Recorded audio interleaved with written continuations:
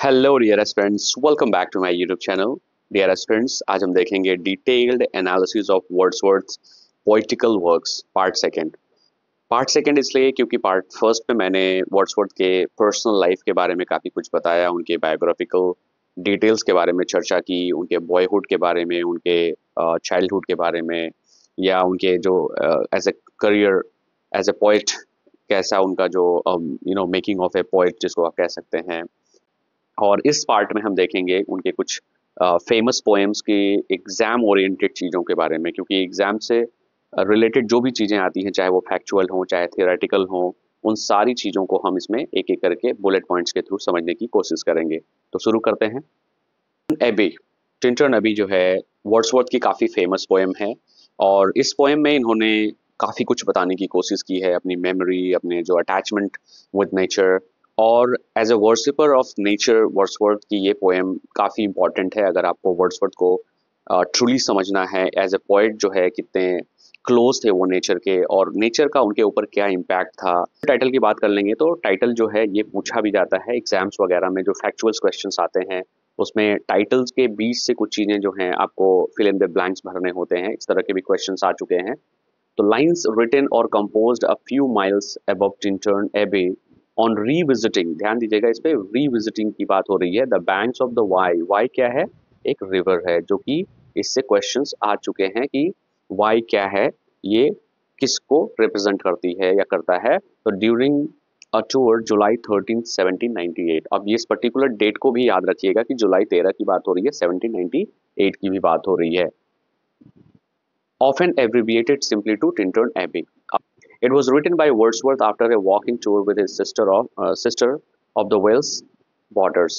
Wales border पे actually ये एक टूर पे थे अपनी सिस्टर के साथ, और यहाँ पे एक आइडिया आया टिंटन एबी को लिखने का। पब्लिकेशन की बात कर लेते हैं तो 1798 में पब्लिश होती है in lyrical ballads final poems in the volume. Lyrical ballads के कई वॉल्यूम्स पब्लिश होते हैं, और इससे भी क्वेश्चंस बनते हैं कि लिरिकल बैलेट्स के कितने वॉल्यूम्स हुए, पब्लिश हुए। तो first volume was published in 1798। तो इसमें 23 पोएम्स का कलेक्शन था। First volume was published with 23 poems.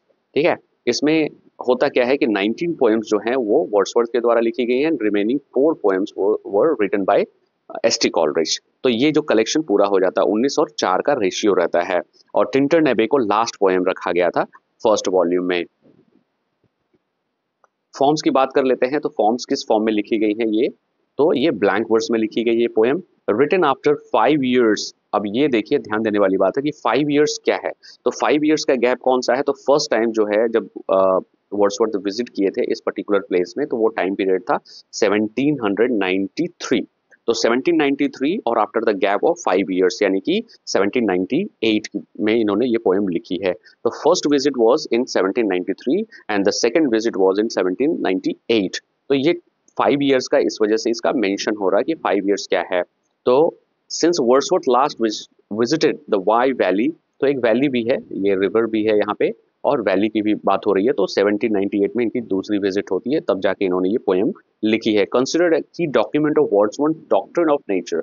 अब इस पर्टिकुलर पोएम को अगर आप देखें तो एक डॉक्यूमेंटेशन के तौर पे भी देख सकते हैं, क्योंकि डॉक्ट्रिन ऑफ नेचर जो वर्ड्सवर्थ का रहा है, जो उनका प्रिंसिपल रहा है, जो थॉट रहे हैं, वो एग्जैक्टली आपको परसीव होंगे टिंटन एबी में। जब आप लिसनर इन दिस केस, अब यहाँ पे इस पोएम में एक साइलेंट लिसनर भी है जो उनकी बातों को सुनता है, जो उनके साथ टूर पे रहा है। वो कौन है? वर्ड्सवर्थ सिस्टर डोरोथी, यानी कि डोरोथी वर्ड्सवर्थ की बात हो रही है, who is addressed in the final poem, final section, यानी कि पोएम के लास्ट में जो है इन्होंने इनको मेंशन किया है।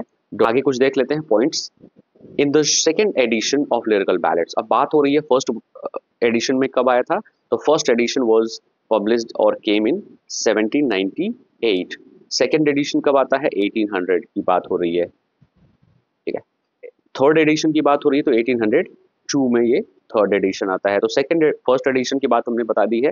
सेकेंड एडिशन में प्रीफेस को वो ऐड करते हैं, जैसे कि प्रीफेस ऐड होता है जो इनका जो लिरिकल बैलेट्स का प्रीफेस ऐड होता है, और पोइटिक अपनी जो थियरी दी थी इन्होंने 1802 में दी थी, और लास्ट जो इनका पब्लिकेशन होता है वो है 1805 में।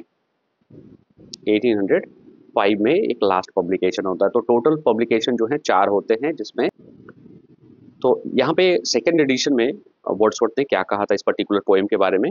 I have not ventured to call this poem an ode, it was written with a hope that in the transitions and impassioned music of versification would be found the principal requisite of that specimen of composition. This particular poem was divided into three main movement। अगर आप इसको देखेंगे तो इस poem काफी बड़ी है, तो इसको तीन डिवीजन या थ्री मूवमेंट में आप अलग कर सकते हैं। जिसमें पहला है recollected of first visit. First visit कब होता है? 1793 में, ठीक है। पहला जो है इनका विजिट होता है, और दूसरा विजिट है 1798, जो कि कह सकते हैं कि after the gap of 5 years, जो कि इसमें इन्होंने बताने की कोशिश की है। सेकेंड मूवमेंट में अगर देखेंगे तो change in perception after 5 years। तो 93 का जो पहला विजिट था वर्ड्सवर्थ का, उसमें कुछ अलग उनके परसेप्शन थे रिगार्डिंग नेचर या चीज़ों को देखने का तरीका अलग था। बट यहाँ पे 98 का जो उनका सेकंड विजिट था या रिविजिट कह लीजिए, इसमें इन्होंने इनका परसेप्शन चेंज कर दिया। थर्ड एडिशन में क्या होता है या थर्ड मूवमेंट में address to Dorothy as a blessing, और इन्होंने क्या कहा है? Memory as a healing power, यानी कि आपकी मेमोरी जो है वो एक हीलिंग पावर का काम करती है। क्योंकि बहुत सारे सिचुएशंस हमारी लाइफ में ऐसे आते हैं जब हम टेंस हो जाते हैं, बहुत सारी प्रॉब्लम्स आती हैं, तो वहाँ पे आप जब फ्लैशबैक में जाते हैं, कुछ अच्छी चीज़ों को याद करते हैं, कुछ अच्छे मोमेंट्स को याद करते हैं, तो वो कहीं ना कहीं हीलिंग का काम करती है। एंड एग्जैक्टली ये जो पोएम है वो भी एक वर्ड्सवर्थ के लिए हीलिंग का काम करती है। ग्रोथ ऑफ पोएट्स माइंड, जाहिर से as a memory, moral and spiritual guide. अब नेचर को इन्होंने क्या कहा है? मोरल एंड स्पिरिचुअल गाइड का नाम दिया है, या as a source of tranquillity. Tranquillity क्या होता है? जो शांत है उसको हम ट्रैंक्विल कहते हैं। नेचर के बीच में अक्सर हमें शांति मिलती है, चाहे तो ये जो ट्रैंक्विलिटी है वो एक्चुअली आपको नेचर के बीच में ही मिल सकती है। आइडेंटिटी एंड मोरल गुड की बात हो रही है। लॉस ऑफ यूथफुल पैशन, इस पोएम में इन्होंने अपने यूथफुल पैशन के लॉस पे भी काफ़ी कुछ कहा है, क्योंकि 1793 का टाइम पीरियड जो था वो उनके कॉलेज के बाद का टाइम था, काफ़ी यंग थे उस समय। और गेन ऑफ मेच्योर इनसाइट, और सेकंड विजिट पे उनको काफ़ी कुछ गेन होता है। Nature lives in the poet's mind even when he is far away, और वो मानते हैं कि अगर आप नेचर को ट्रूली नेचर में ट्रूली बिलीव करते हैं या फिर उसको मानते हैं, वर्शिप करते हैं, तो आप कहीं भी रहेंगे नेचर आपको हील करता रहेगा, नेचर आपको जो है मोटिवेट करता रहेगा। वर्ड्सवर्थ सीज नेचर एज, अब उन्होंने नेचर को और क्या क्या कहा है? A nurse, a guide, a guardian of the heart. ये इंपॉर्टेंट है, इससे क्वेश्चंस भी बन सकते हैं कि नेचर को उन्होंने कौन कौन सा नाम दिया है। तो एक इंपॉर्टेंट कोटेशंस देख लेते हैं पोएम्स के अंदर कौन कौन से फेमस कोटेशंस है जो अक्सर एग्जाम्स ओरिएंटेड होते हैं। तो 5 years है past, 5 summers with the length of 5 long winters। अब ये जो है बिगिनिंग है, इस पोएम की बिगिनिंग है। The quite of the sky, ये एक लाइन है। नेचर नेवर, ये एक फेमस दो लाइनें हैं। Nature never did betray the heart that loved her. अब नेक्स्ट पोएम हमारी है ओड इंटीमेशंस ऑफ इमोर्टैलिटी। यहाँ पे इंटीमेशंस की बात हो रही है। अब ये भी एक बहुत ही फेमस इनकी पोएम है, और ओड के रूप में जानी जाती है। इसका भी अल्टरनेटिव एक टाइटल है जिसका नाम है ode intimations of immortality from recollections of early childhood, ये इसका टाइटल है, और जिसको हम शॉर्ट में ओड इंटीमेशंस ऑफ इमोर्टैलिटी के नाम से जानते हैं। ऑल्सो नोन एज ओड, अब इसको ओड के रूप में भी जानते हैं, इमोर्टैलिटी ओड के रूप में भी जानते हैं, ग्रेट ओड के रूप में भी इस पोएम को जाना जाता है। कंप्लीटेड इन 1804, 1804 में इसको कंप्लीट किया गया, but published in poems in 2 volumes. अब ये एक वॉल्यूम के रूप में पब्लिश होता है, एग्जैक्टली वो है 1807 में ये पोएम पब्लिश होती है, final publication. The poem was completed in 2 parts। अब इस पोएम को कंप्लीट करने में 2 पार्ट लगे हैं। पहला जो है वो 4 स्टेंजे का था, और आखिरी जो पार्ट है वो है 7 स्टेंजा। तो इस पोएम में टोटल 11 स्टेंजाज हैं, जिसमें पहला 4 स्टेंजा जो है पार्ट 1 का है। Written among the series of poems compose in 1802 about childhood, जो कि चाइल्डहुड के बारे में है। ये जो 4 स्टेंजाज है, इनिशियल जो 4 स्टेंजाज हैं वो एक चाइल्डहुड के बारे में है। The first part of the poem was completed on 27 मार्च 1802। तो फर्स्ट पार्ट जो है 1802 में कंप्लीट होता है। And a copy was provided to Wordsworth friend and fellow poet Samuel Taylor Coleridge. अब जब इसको लिखा था वर्ड्सवर्थ ने, तो एक कॉपी जो है अपने दोस्त को उन्होंने भेजी थी। वो responded with his own poem, जो कि उन्होंने रिस्पॉन्ड किया था अपनी एक कविता लिख के। और वो कॉलरिज की कौन सी कविता थी रिस्पॉन्स में? Dejection and ode in April, जो कि अप्रैल में उन्होंने लिख के भेजी थी। The poem is an irregular Pindaric ode in 11 stanzas. ये इरेगुलर पिंडारी कोट है, इसको भी याद रखिएगा, और 11 स्टेंजा है टोटल इसमें। It is split into 3 movement. अब इसको भी देख लेते हैं, तो इसको भी 3 जो है मूवमेंट में बांटा जा सकता है अगर आप इसको समझने की कोशिश करेंगे। इसका जो मूवमेंट एक्चुअल में है वो है फर्स्ट 4 स्टैंजास यानी 1 टू 4 स्टैंजा, जिसको इसमें क्या है, loss of youth and innocence, यानी ये एग्जैक्टली जो है चाइल्डहुड के मूवमेंट की बात की गई है, टाइम पीरियड की बात की गई है। सेकंड है 5 to 8 stanzas describe how age causes man to lose sight of the divine.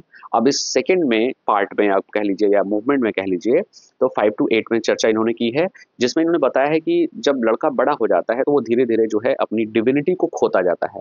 Obvious सी बात है, इस पोएम में इन्होंने ये बताने की कोशिश की है कि जब बच्चा छोटा होता है तो वो गॉड के नजदीक होता है, वो एक्चुअल में नेचर के नजदीक होता है। वो कभी हंसने लगता है, अपनी मुट्ठी बंद करके रखता है, और बहुत ही प्योर माइंड, प्योर सोल होती है, क्योंकि किसी भी तरह की क्लेवरनेस नहीं होती है, झूठ बोलना नहीं है, लैंग्वेज आती नहीं है, डिपेंड होना है अपने माँ पे।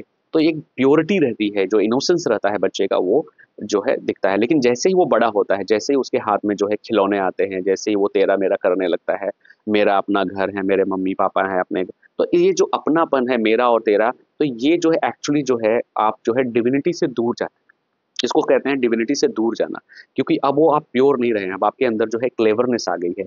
ठीक है, तो ये जो है 5 to 8 स्टेंजा एग्जैक्टली उसी की बात कर रहा है। And philosophical and reflection and acceptance, आपको एक्सेप्ट करना पड़ेगा कि ये एक स्टेज है, इसको हम हमारी लाइफ में आती ही है।